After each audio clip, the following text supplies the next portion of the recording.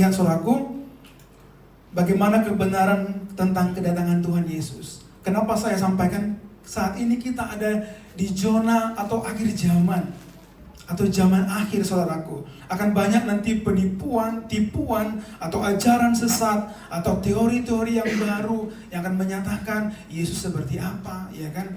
Pengajaran yang seperti sekarang, Kristen progresif mengajarkan keselamatan tidak hanya di dalam Yesus. Ajaran mereka itu liberal, atau di liberal itu ada juga namanya relativitas. Relatif itu tidak ada kebenaran absolut. Jadi keselamatan itu ada dalam siapapun. Nah itu jelas-jelas salah di dalam kekristenan, karena yang pastinya hanya Tuhan, jalan keselamatan dan kebenaran. Amin. Nah, hari ini kita mau melihat dari kebenaran firman Tuhan, saudaraku, tentang kedatangan Tuhan Yesus nanti. Yang pertama, bagaimana sebenarnya kedatangan Tuhan yang kedua kalinya nanti. Supaya kita tidak terbawa ajaran-ajaran palsu yang bertebaran saat-saat ini, saudaraku. Yang pertama, Yesus datang langsung dari sorga. Amin. Katakan Yesus langsung datang dari sorga. Katakan, nanti Yesus langsung datang dari sorga. Bilang.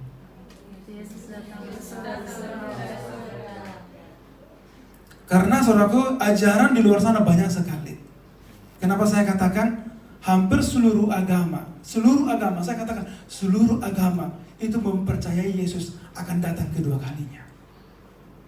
Seluruh agama apapun. Saudaraku mau pelajari agama Buddha, bukan, dulu orang tua siapa namanya? Andi, agama Buddha. Di dalam agama Buddha itu mempercayai namanya Yesus Kristus sebagai termasuk dewa yang luar biasa, yang saleh. Di dalam agama Yahudi, Yesus itu ditunggu-tunggu namanya Mesias. Di agama sebelah, sepupu kita, mereka juga menantikan Isa Al-Masih yang menegakkan syariat mereka. Tetapi dalam ajaran mereka, tetapi yang ditunggu seluruh makhluk itu sama, yaitu Yesus Kristus Tuhan. Bukan yang lain. Agama apapun, itu ada di ajaran mereka, saudaraku. Tapi kita akan melihat nanti seperti apa kedatangan Mesias yang benar itu. Karena akan datang ajaran-ajaran yang menyatakan Yesus itu, seperti ini ya. Nah saya buat garis di situ. Ada yang mengatakan Yesus lahir kembali.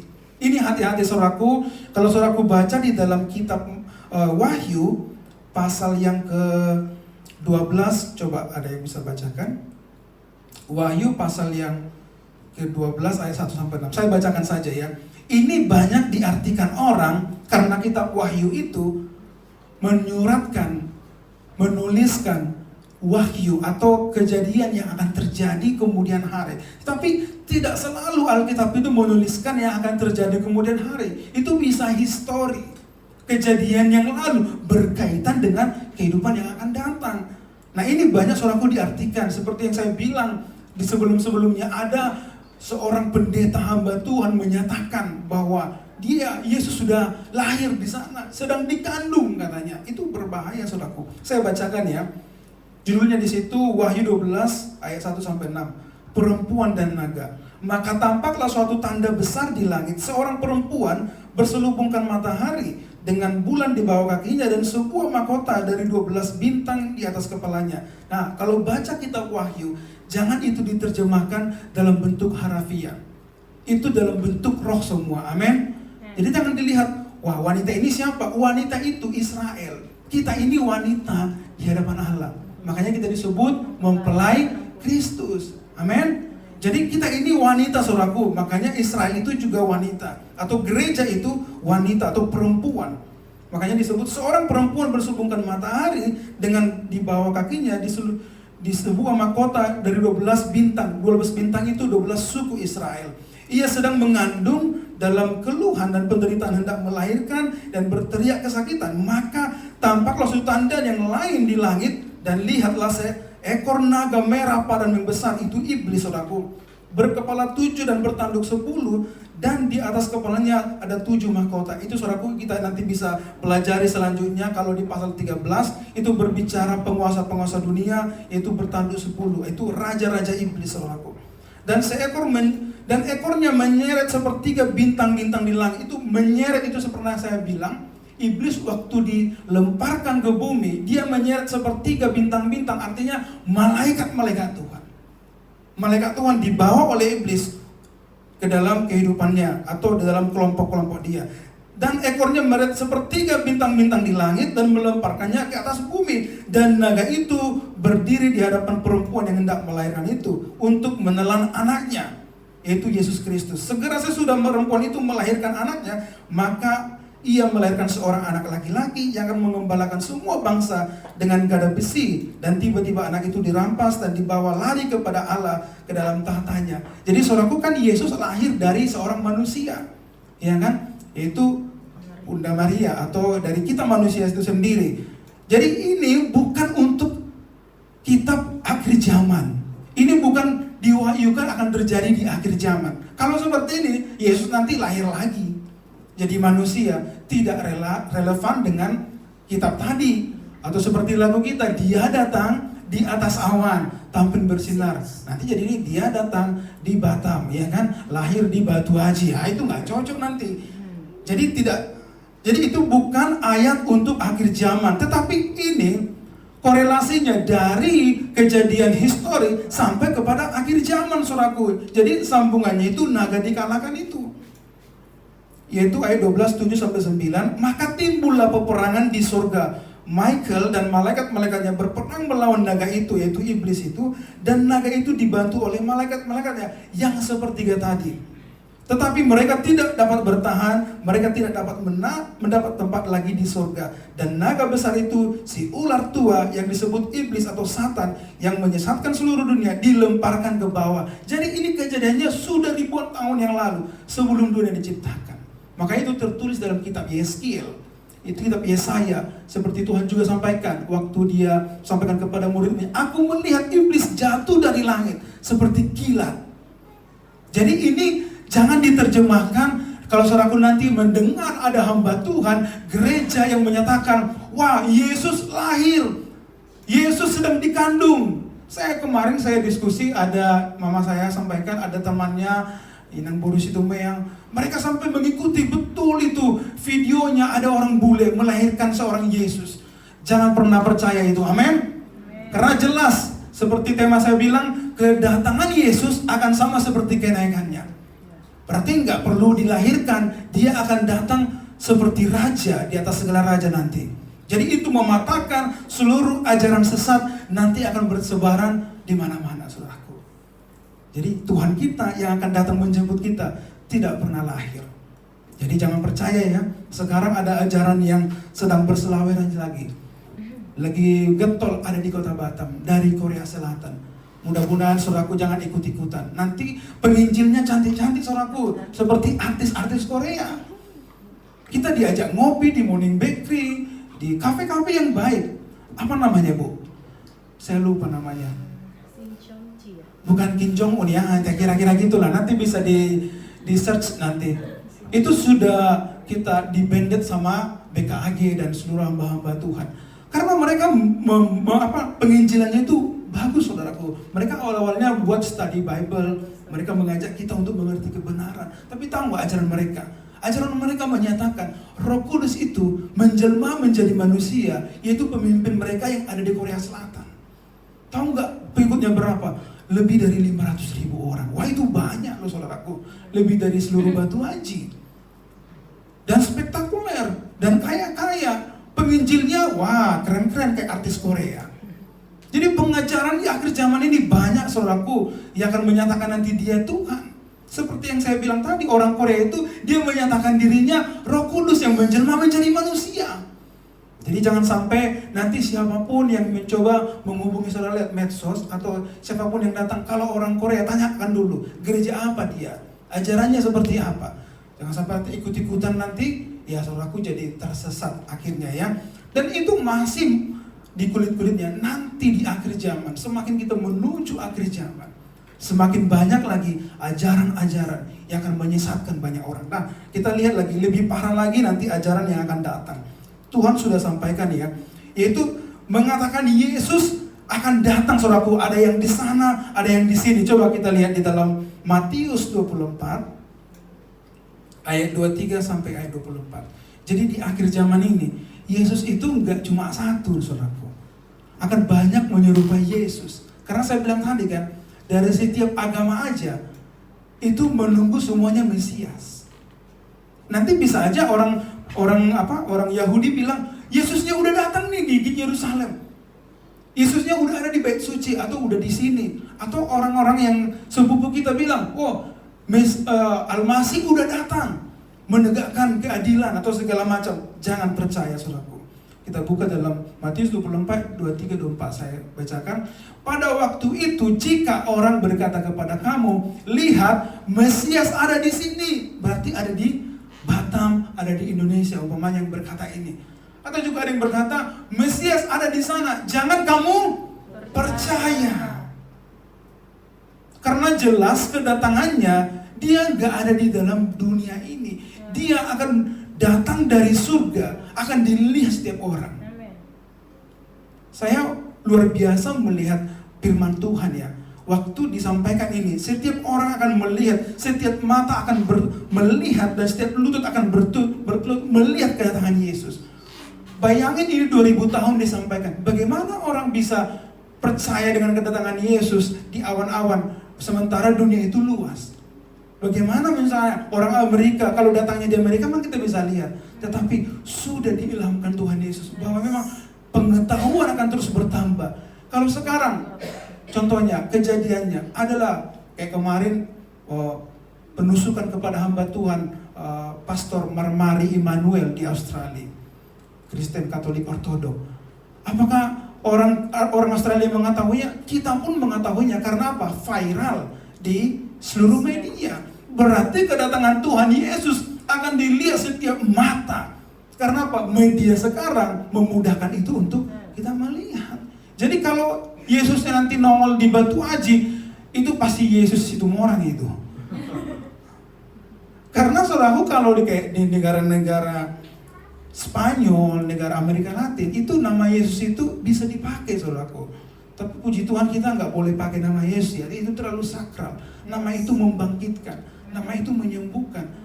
Tapi kalau di negara Amerika Latin itu ada nama Yesus, ya kan? Nah, pemain sepak bola dulu ada namanya Jesus kan? Kalau nggak salah itu.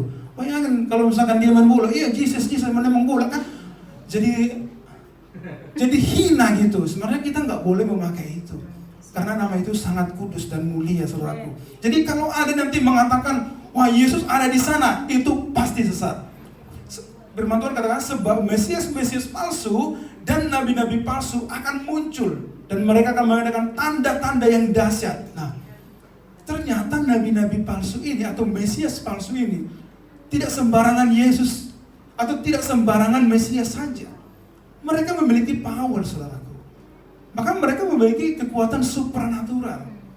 Kalau memiliki power politik mungkin masih biasa. Setiap orang bisa memiliki kekuatan politik.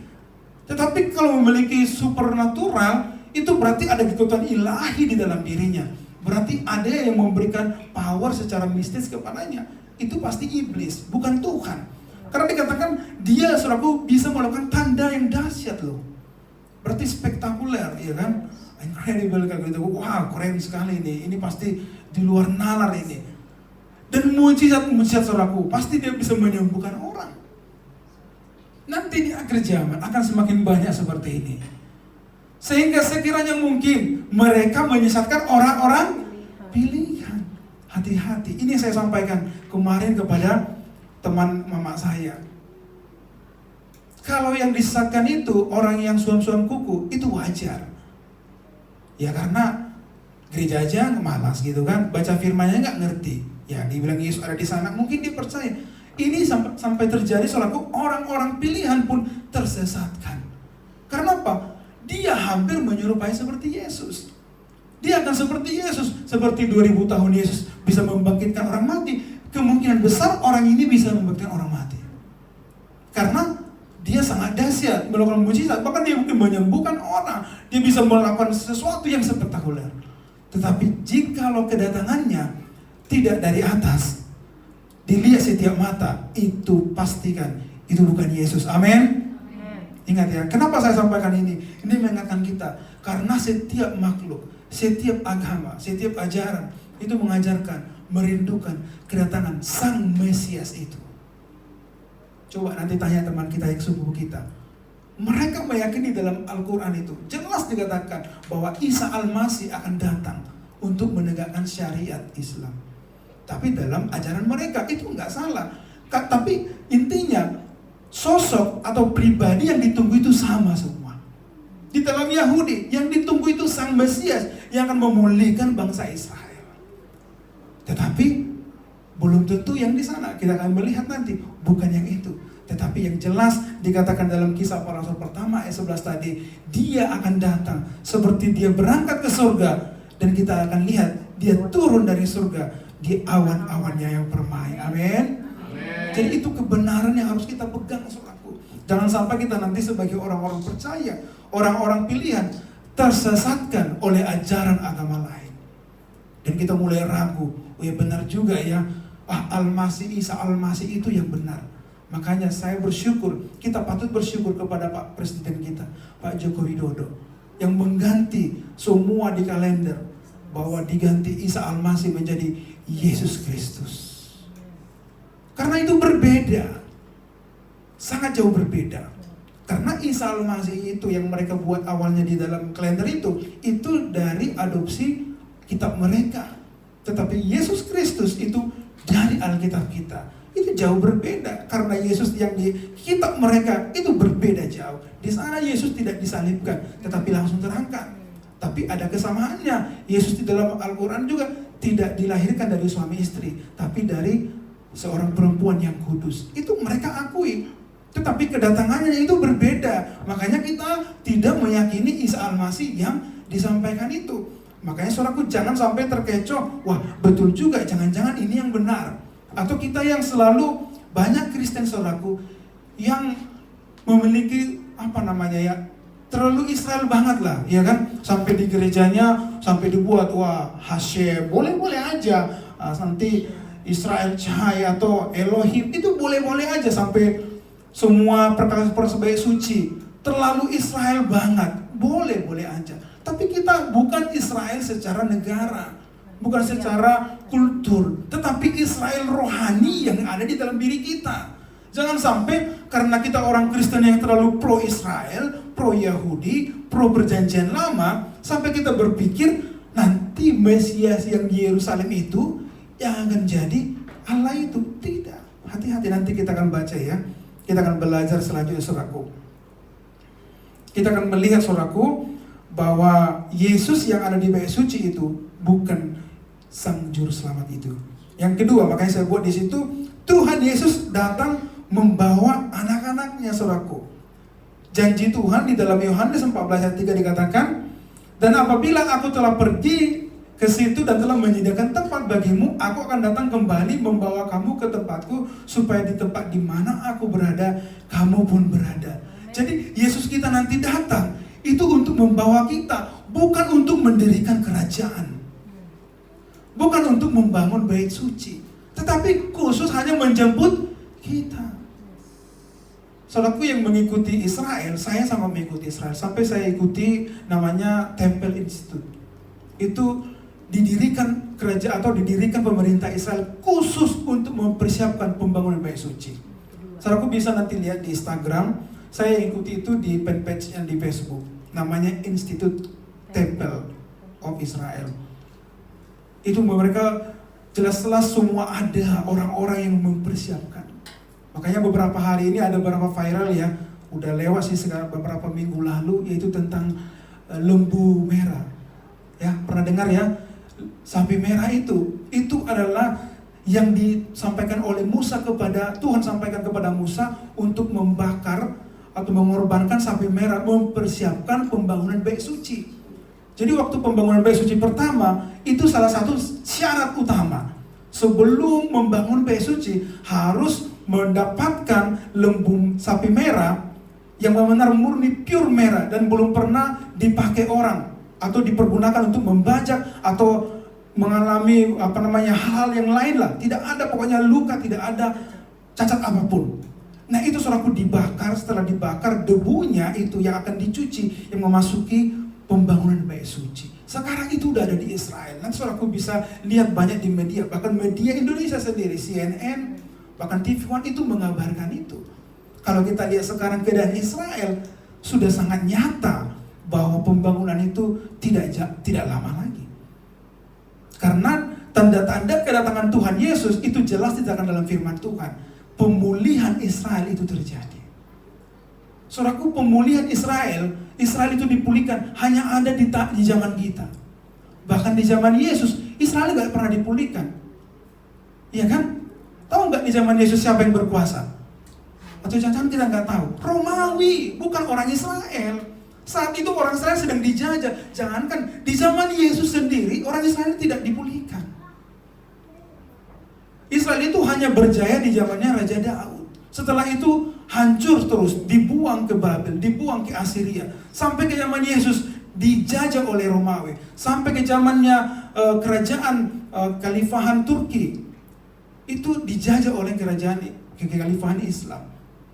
Nah itu berjaya hanya di zaman ini, dari 1948 dimerdekakan oleh Inggris, dan sampai hari ini Israel itu sangat besar dan luar biasa. Dan kita melihat sekarang, saya nonton di televisi, Israel sudah sampai ke Rafah, saudaraku. Kalau saudaraku perhatikan peta itu, Israel utara itu mendekati ke daerah Askelon atau ke daerah dekat Israel.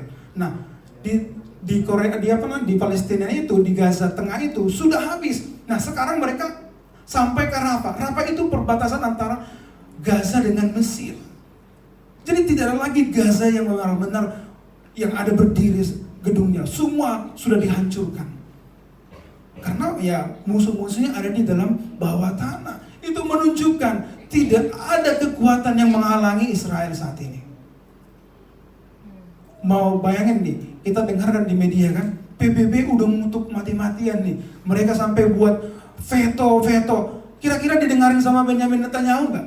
Nggak peduli. Karena orang Israel itu orangnya ngotot, keras kepala. Mereka hanya takut kepada Allah Israel. Mau dunia ngomong apa, udah Biden pun bilang jangan masuki Rafah ya. Kalau orang itu sepakat, ya nggak peduli. Dari dulu kan orang Israel gitu, keras kepala. Orang Tuhan aja dilawan, apalagi PBB, ya kan? Dihajar. Sekarang di Israel, saudaraku, tidak ada ancaman bagi mereka. Mereka hanya menunggu waktu saja. Itu hanya bagian politik perang. Bagaimana caranya? Tarik ulur.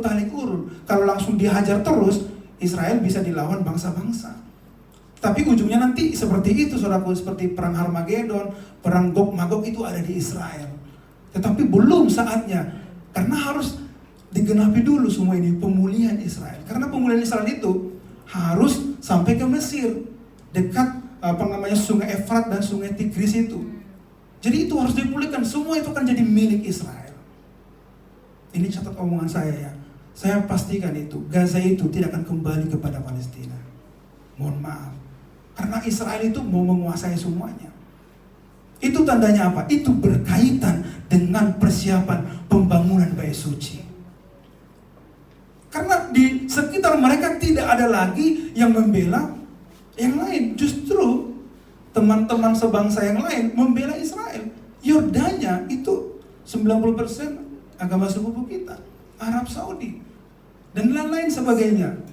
Itu negara-negara secara diam-diam bekerja sama dengan Israel. Bahkan waktu Iran menyerang, mereka ikut membantu Israel untuk menembakkan rudal-rudalnya.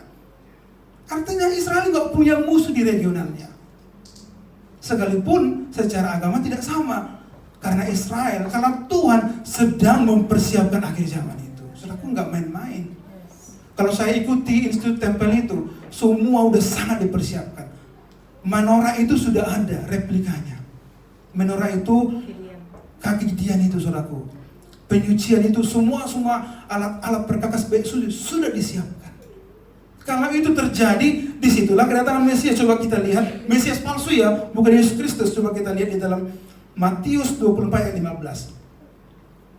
Jadi apabila kamu melihat pembunuh, pembinasa keji berdiri di tempat kudus, menurut firman yang disampaikan oleh Nabi Daniel, para pembaca hendaklah memperhatikannya. Jadi saudaraku, pembunuh keji itu Lucifer atau Antichrist atau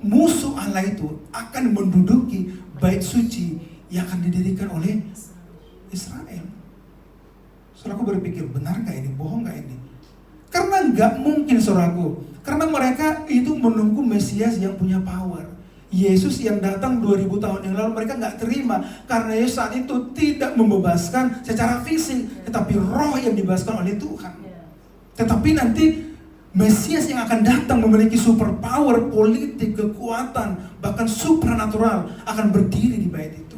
Tetapi dia ujung-ujungnya akan membunuh, membinasakan. Coba lebih jelas lagi akan di dalam 2 Timotius. Next. 2 Timotius 2 ayat 4 katakan, yaitu lawan yang meninggikan diri, yang di atas segala disebut, yang disembah sebagai Allah. Bahkan ia duduk di mana? Di bait Allah. Kalau kita kembali yang duduk di bait Allah, anggaplah itu imam. Dalam sejarah Israel tidak pernah imam itu dianggap Allah. Itu fix. Karena di dalam hukum Taurat, manusia tidak boleh dibuat Allah. Itu melanggar firman Tuhan. Nah, ini udah pasti mengarah kepada iblis tadi, atau Mesias palsu yang akan berdiri di bait suci itu, saudaraku, yang disebut sebagai Allah. Bahkan ia duduk di bait Allah dan menyatakan dirinya sebagai Allah. Nah, ini saudaraku tanda-tanda kedatangan Mesias yang akan menyerupai kedatangan Tuhan Yesus Kristus. Tapi dari sini kita belajar, jangan sampai kita sebagai orang percaya yang suka berafiliasi kepada Israel. Banyak saya lihat gereja-gereja saudaraku, saya ikutin ada satu hamba Tuhan di Surabaya, saya lupa namanya. Sampai mereka ibadah pakai sorban-sorban Yahudi.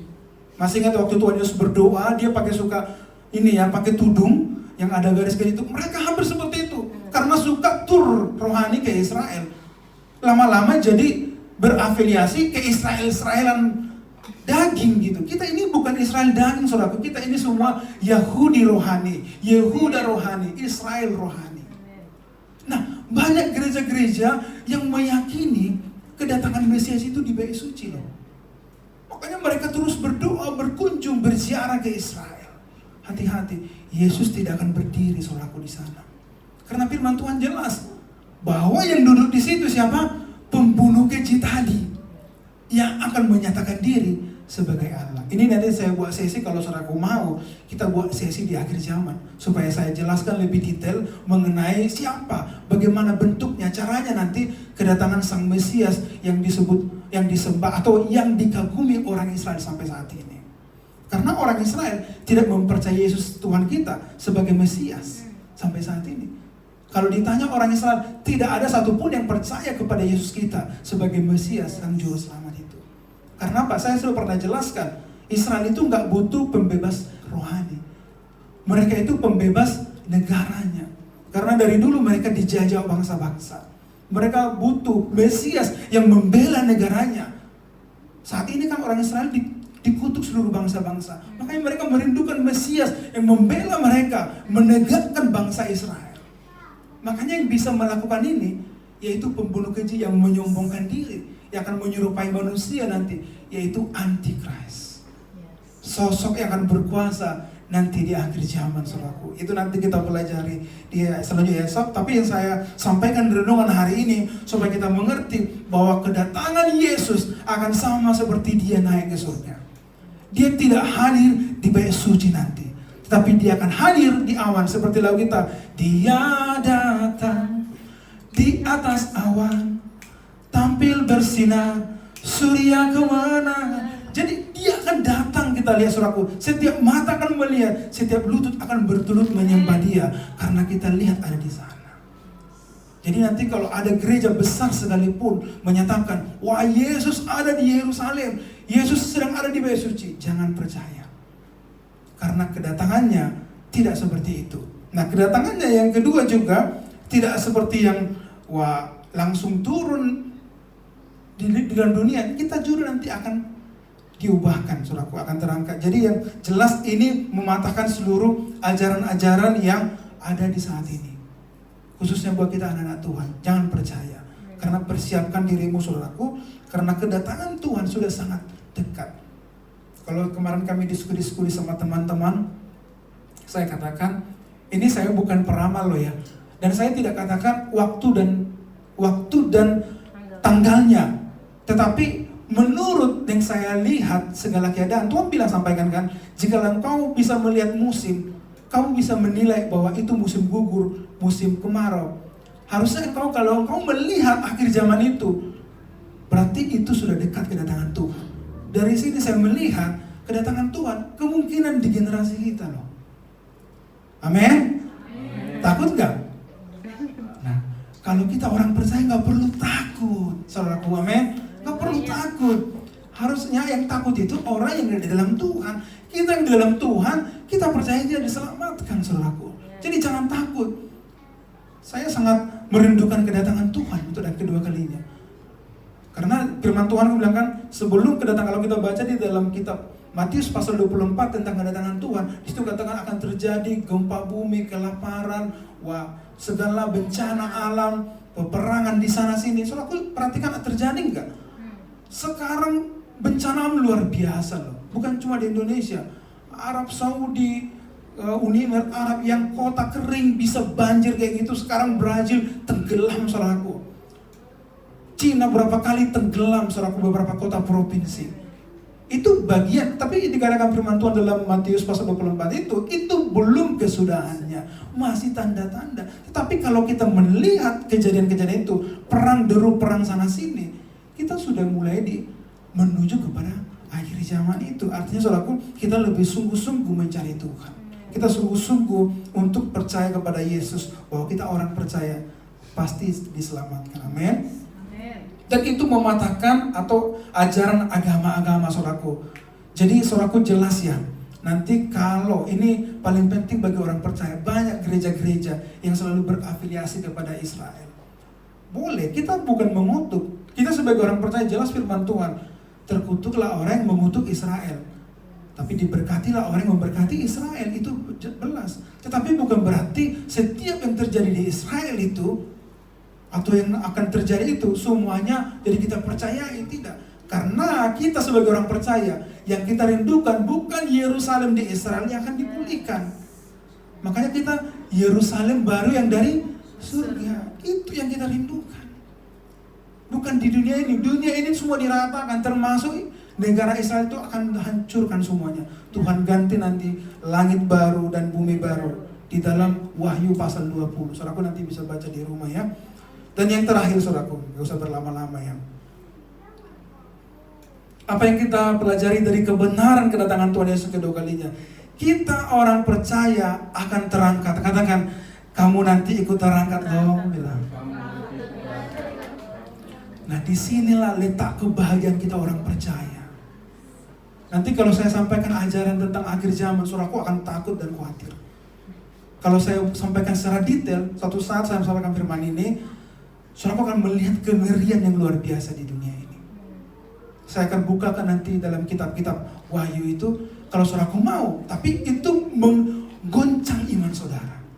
Tetapi kalau saudaraku di dalam Yesus, harusnya nggak goncang. Karena janji Tuhan di dalam 1 Tesalonika 4 ayat 16 dan 17, coba baca. Orang yang sungguh-sungguh akan terangkat ya saudaraku. Sebab pada waktu tanda diberi, yaitu pada waktu penghulu malaikat berseru dan sangkakala Allah berbunyi, maka Tuhan berdiri akan turun dari surga dan berkata, dan mereka yang mati dalam Kristus akan lebih dahulu bangkit. Jadi nanti mama kita, Kak Teti, duluan bangkit, Bu. Jadi nggak usah sedih-sedih lagi. Amin. Mereka yang mati akan dibangkitkan, diubahkan. Bisa enggak? Bisa. Sedangkan zaman dulu aja, tulangnya Yehezkiel bersentuh dengan mayat itu bangkit. Makanya tadi di Alkitab kita kan, inilah zamannya Yehezkiel, tulang kering dihidupkan. Orang Yesus bisa membangkitkan, orang mati di dalam Tuhan akan dibangkitkan, mengalami tubuh kemuliaan seperti Yesus. Jadi orang tua kita yang sudah mati, jangan, waduh tuh bapakku, jangan udah jadi tanah, udah jadi, akan dibangkitkan sempurna. Amin. Kalau kita percaya, soalnya aku percaya firman itu kebenaran absolut. Kalau percaya jangan ragu, jangan ditanya-tanya, bangkit nggak nanti ya?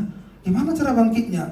Semennya kan keras, ya dipikirin semennya keras. Orang Tuhan hancurkan dunia sekali ngomong aja hancur kok, masa bahannya bata bisa menghalangi itu? tulang-tulangnya Nabi Yeskel aja bisa menghidupkan.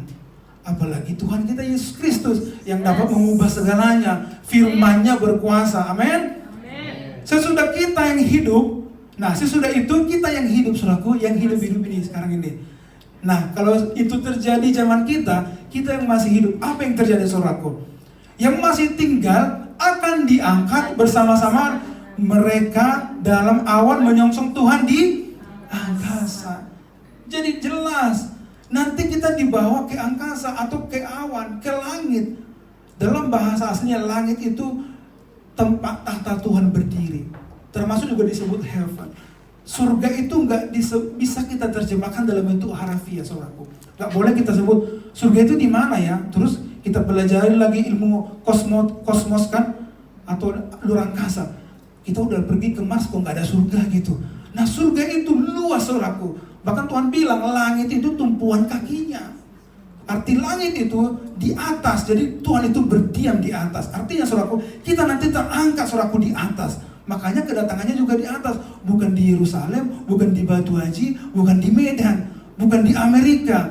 Makanya dikatakan kita akan terangkat, saudaraku, bersama-sama dengan mereka di dalam awan menyongsong Tuhan di angkasa.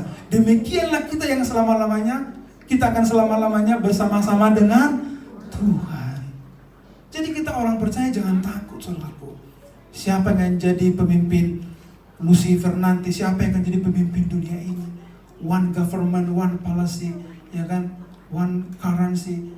Semua akan diatur oleh pemimpin satu dunia nanti. Itu pemimpin, yaitu iblis itu sendiri. Karena itu akan ditetapkan, saudaraku. Tapi kita akan melihat di akhirnya Tuhan akan mengalahkan semua para antikris itu. Dan hancurkan semua mereka. Kita enggak fokus di sana. Nanti di lain sesi saya sampaikan. Tapi yang jelas, kita orang-orang percaya, meyakini kedatangannya kedua kalinya akan sama seperti dia terangkat 2000 tahun yang lalu. Dan bukan hanya itu, saudaraku, dia enggak datang di sana cuekin kita. Amin. Dia enggak datang di sana cuma lihat-lihatin kita. Kalau dulu Yesus naik ke surga, melihat murid-muridnya hanya tinggal, saudaraku, di Yerusalem. Mereka masih berjuang. Tetapi kedua kalinya Yesus datang di awan yang permai. Dia nggak cuekin kita. Dia jemput kita. Ikut bersama-sama di awan yang permai. Amin. Bersorak-sorai memuliakan Tuhan. Berikan kemuliaan bagi Tuhan kita Yesus Kristus. Inilah ajaran yang sesungguhnya. Nanti di akhir zaman, aku seperti saya bilang, akan banyak ajaran Mesias palsu yang akan menyatakan. Sekarang udah mulai bersaweran. Seperti di Korea Selatan, agama-agama lain yang akan menyatakan kedatangan Mesias seperti ini, seperti itu. Tapi yang pasti kebenaran firman Tuhan, dia akan datang seperti dia pergi ke surga. Seperti itu juga dia akan datang. Dan kita akan dijemput. Kalau firman Tuhan di dalam Yohanes bilang, aku pergi ke rumah Bapa untuk menyediakan tempat bagimu. Sebab di rumah Bapa banyak tempat tinggal. Kalaupun tidak demikian, aku pergi ke sana untuk menyediakan kapling bagi Kak Lis. Nah, kalau di Batam kakak masih ngekos kan? Itu pun 3x3, ya kan? Ventilasinya kecil lagi, udara nggak enak. Di surga sejuknya luar biasa. Amin. Berlantaikan permata, saudaraku. Kita permata di kita aja di sini. Wah, luar biasa, ya kan? Saya pernah ke Grand Mall, ada di situ toko emas di dekat eskalator mau ke bawah itu. Saya lihat, saya nggak tahu namanya apa itu. Saya lihat ada kayak kalung kecil, talinya kecil, tapi matanya itu kecil aja, tapi ada permata. Harganya berapa? 300 juta. Waduh, gimana siapa yang beli ini? 300 juta loh, permatanya kecil. Tetapi di surga nanti, saudaraku, lantai kita permata, saudaraku. Artinya kemuliaan yang kita terima tidak sebanding dengan dunia ini. Makanya Paulus bilang, dia mengalami penderitaan, kesesakan, dianiaya, bahkan dibunuh pun. Dia bilang, tidak sebanding dengan kemuliaan yang Tuhan siapkan bagi kita. Amin. Artinya apa, saudara? Kalau hari ini hanya masalah kerjaan, udah diputus kontrak, cari kerjaan. Di sini ada nggak makan satu hari? Saya rasa masih makan walaupun pengangguran, ya kan? Masih baik-baik ya manusia zaman sekarang ini kan, masih ada yang menolong kita. Saudaraku, jangan berpikir saudaraku paling menderita. Karena upah yang kita dapatkan jauh dari itu. Tapi kalau kita berprinsip, dunia ini bukan rumah kita. Tapi kalau kita pikir dunia ini rumah kita, ya bagimu, kaulah paling menderita di dunia ini. Tapi kalau kita berpikir dunia ini bukan rumah kita, hanya kita untuk singgah, ngapain kita pusing? Ada rumah kita yang Tuhan siapkan, yang mulia, yang indah, yang tidak bisa dibayangkan. Amin. Tuhan menjemput kita, bukan cuma kita yang hidup. Siapa yang rindu orang tuanya yang sudah meninggal? Coba yang anak yatim, coba angkat tangannya dulu. Saya juga anak yatim nih. Anak yatim piatu? Oh, nggak ada ya. Masih anak yatim lah. Atau setidaknya ada saudara kita yang sudah meninggal, ya kan? Rindu nggak bertemu mereka?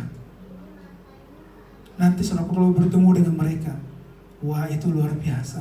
Mereka itu pasti indah. Wah kita juga semuanya indah saudaraku. Tidak seperti sekarang ini. Kita ada, saya sendiri ada bekas anak tembak Jepang dulu, nggak tahu kenapa ini. Itu nanti di surga nggak ada. Karena kita semua sempurna nanti. Nggak ada cacat, nggak ada yang luka-luka, yang jerawatan dulu banyak jerawatnya sampai bencol-bencol. Di surga sempurna. Dan nggak ada di sana MS Glow, nggak perlu di sana perawatan saudaraku. Saudaraku sempurna setiap hari.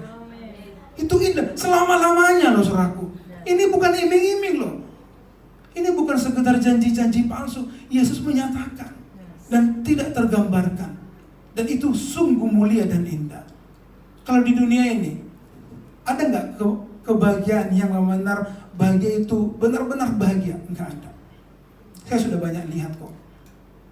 Orang itu contohnya dari kecil nih ya, dari hidup miskin, pasti iming-imingnya nggak besar.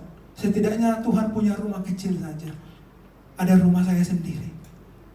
Waktu menempati rumah baru itu bahagia nggak? Bahagia, diundang orang semua, diundang banyak orang makan di rumahnya, walaupun kecil rumah itu. Tapi di saat dia pergi ke Sukajadi, apa yang salah aku pikirkan? Waduh Tuhan, ternyata rumahku masih kecil. Tuhan, kapan aku punya rumah kayak Sukajadi? Waduh Tuhan, kapan aku masuk? Hidup itu nggak pernah bahagia secara nyata, saudaraku. Kebahagiaan di dunia itu semu. Apa yang pun kau terima hari ini tidak membuat kau puas, nggak pernah puas. Percaya sama saya. Yang saya yakin kalau saya tanya Bapak Caesar di sini, dulu waktu di Lingga, waktu sampai di Batam bahagia nggak Bapak Caesar? Pasti bahagia kan?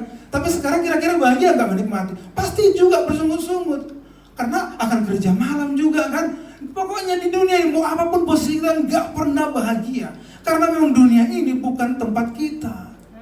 Kita hanya berjuang di sini. Sekalipun nanti Bapak Caesar dapat posisi, belum tentu akan ada tuntutan. Apapun ceritanya. Atau kita hari ini yang punya motor, ya kan? Kita merindukan punya mobil. Saya percaya yang punya mobil, yang sudah menikmati mobil ya. Tapi yang menikmati motor pasti ingin punya motor, betul atau tidak? Pasti, nggak mungkin nggak. Karena dia akan melihat, oh enak ya orang itu, apalagi pas kita naik motor kan, jemaat sama jemaat lagi, berpapasan di lampu merah, hujan pula itu kan, basah satu nggak basah. Pasti yang naik motor itu, aduh Tuhan, kapan kami punya mobil Tuhan, seperti mereka Tuhan, aduh Tuhan, gitu kan. Tapi setelah kita punya mobil, apalagi sudah sampai 5 tahun seperti saya, udah mulai 5 tahun nih, udah mulai nongol tuh penyakit-penyakitnya, ondel-ondel harus ganti, seperempatnya harus ada diganti. Terus kita lihat mobil pun gagah ya. Wah, kayak saya nih, saya pribadi nih, waktu pulang kampung lihat mobil Pajero, keren kali ya. Kayaknya ada lubang pun loncat aja dia nyaman gitu kan. Kalau saya lihat, gitu masih bunyi kan gitu kan. Tetap ada saudaraku ketidakpuasan dalam diri kita. Apapun ceritanya, mau yang di atas sana, tetap ada ketidakpuasan. Ya kan? Tidak ada kebahagiaan di dalam dunia. Itu semua semu dan tidak ada ujungnya. Tetapi di dalam Yesus, sekalipun kita hidup susah, tapi kita bahagia karena Tuhan Yesus. Kita tidak diukur dunia ini karena kita merasa dunia ini bukan rumah kita. Dunia ini bukan tujuan kita. Dunia ini tempat kita hanya untuk berjuang ke hidup yang kekal. Tapi kita bersyukur apapun yang kita terima. Kalau hari ini kita masih naik motor, bersyukurlah punya motor. Kalau hari ini kita masih punya mobil biasa-biasa saja, bersyukurlah semuanya itu. Kalau hari ini kita masih ngontar, mengucap syukur atas semua itu. Kalau hari ini kita tidur di tempat yang nyenyak, punya rumah sendiri, bersyukurlah semuanya itu. Karena jikalau kita menjamkan mata, tidak kita ingat semua apa yang kita punya, rumah atau punya kos. Kalau Kak Lisna tidur, ingat gak Kak Lisna ngekos atau enggak? Nggak sadar kita kan. Yang penting menikmati, masih bisa tidur, iya kan? Atau orang di rumah mewah pun kalau udah tidur nggak sadar dia di rumah yang mewah. Semuanya itu hanya kepuasan daging saja. Jadi dari sini kita mengerti, saudaraku, kita harus merindukan kehadiran Tuhan di dalam diri kita. Amin. Tetapi selama kita masih di dunia, ada tugas Tuhan yang diberikan kepada kita. Di dalam Matius pasal yang terakhir, pasal 24 ayat terakhir, apakah saudaraku? Waktu Tuhan berangkat ke surga, apa dia bilang? Murid-muridku, pergilah, jadikanlah setiap bangsa menjadi muridku, dan baptislah mereka di dalam nama Allah, dalam Anak, dan Roh Kudus, untuk kehidupan banyak orang percaya kepada Yesus. Ada tugas kita, bukan sekedar kita sebagai orang Kristen, tetapi ada tugas kita. Selama kita masih di dunia, kita harus menjangkau banyak jiwa-jiwa. Makanya kita datang beribadah, kita ikut fellowship, kita menjangkau jiwa, kita melayani. Itu bagian kita, masih mengerjakan. Pergilah, jadikanlah segala bangsa muridku. Amin. Karena dia berjanji, dia akan datang menjemput kita di awan-awan yang permai. Amin. Saudara yang percaya, Yesus menjemput saudara di surga, di awan yang permai. Coba angkat tangannya. Semua kita akan terangkat bersama-sama nanti. Tidak ada yang tertinggal. Doa saya, kalau di dalam firman Tuhan, saya selalu berdoa dalam hati saya. Kalau baca firman itu dikatakan gini, di akhir zaman akan ada orang dua, ada yang di ladang, satu terangkat, satu enggak. Ada yang di rumah, satu terangkat, satu enggak. Doa saya selalu di depan Tuhan gini, Tuhan, janganlah itu terjadi dalam diriku. Karena di dalam rumah berarti aku ada istriku, ada mama. Kalau firman itu tergenapi, berarti kami ada yang tertinggal. Doaku, Tuhan, jangan ada yang tertinggal. Semua kami terangkat. Amin. Tapi kita harus sungguh-sungguh. Kadang-kala memang di keluarga ada aja yang nggak betul gitu kan. Nah, diingatkan dia, nanti kamu tinggal, lu bilang sama dia ya. Kalau main-main dia bilang, kamu tinggal. Kalau tinggal nanti saya sampaikan kebenaran tentang akhir zaman. Saudaraku, mau nggak tinggal di situ? Wah, tersiksa saudaraku. Bahkan di firman Tuhan bilang, tidak ada penderitaan yang pernah terjadi sebelum dunia menjadikan dan setelah dijadikan. Penderitaan itu ada di akhir zaman. Penyiksaan yang luar biasa dari Antikris kepada kita semua. Nanti saya sampaikan itu ya, kebenarannya itu di lain sesi ya. Tapi biar kiranya hari ini kita belajar supaya kita tidak terombang-ambing ajaran-ajaran palsu. Khususnya juga saat ini sedang bersaweran ajaran dari Korea Selatan yang menyatakan Yesus jelmaan Roh Kudus, itu pemimpin mereka. Enak aja dia kan, ngapa-ngapain pun nggak bisa dia, sok-sokan aja. Jadi jangan percaya apapun, ada Yesus di sana, Mesias di sana, itu semua palsu. Yang pasti nanti setiap mata akan melihat, wah itu Yesus, itu Tuhan dan Juru Selamat. Itu ya yang kebenaran dari firman Tuhan.